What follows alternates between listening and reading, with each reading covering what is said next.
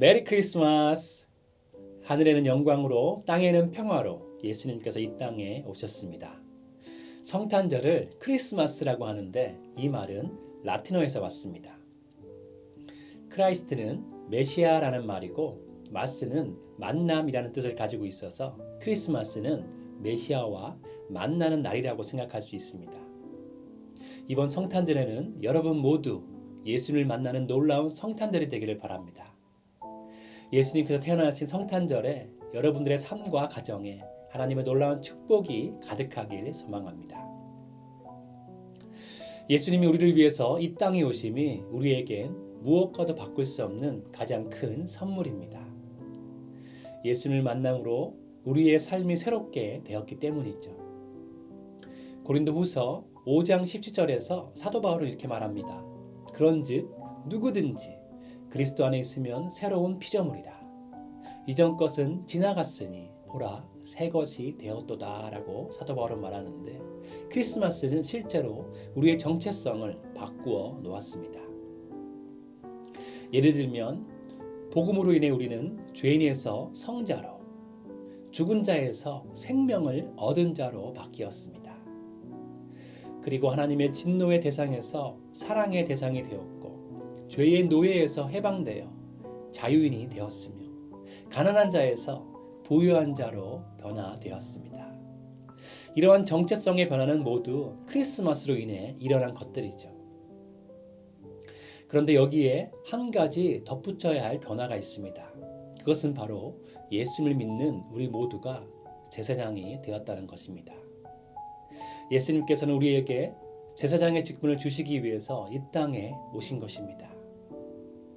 히브리서 7장에 기록된 것처럼 예수님께서는 멜기세덱의 반차를 따르는 대제사장직을 수행하기 위해서 이 땅에 오셨죠.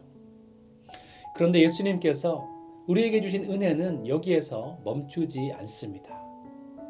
예수님께서는 이제 우리도 그런 제사장의 직분을 감당할 수 있게 해주신 것이죠. 그래서 이것을 베드로는 베드로전서 2장 9절에서 이렇게 설명합니다. 그러나 너희는 택하신 족속이요 왕같은 제사장들이요 거룩한 나라요 그의 소유가 된 백성이니 이는 너희를 어두운 데서 불러내어 그의 기이한 빛에 들어가게 하신 이의 아름다운 덕을 선포하게 하려 하심이라. 예수님께서는 우리를 위해 영원한 대제사장이 되시기 위해서 이 땅에 오셨고 십자가에서 그 일을 이루셨습니다. 그런데 예수님께서 십자가에서 죽으시는 그 순간 지성소의 휘장이 둘로 찢어지고 이제 우리의 영원한 대제사장이신 예수님의 공로를 힘입어 우리는 모두 다 하나님 앞에 담대하게 설 수 있게 되었습니다.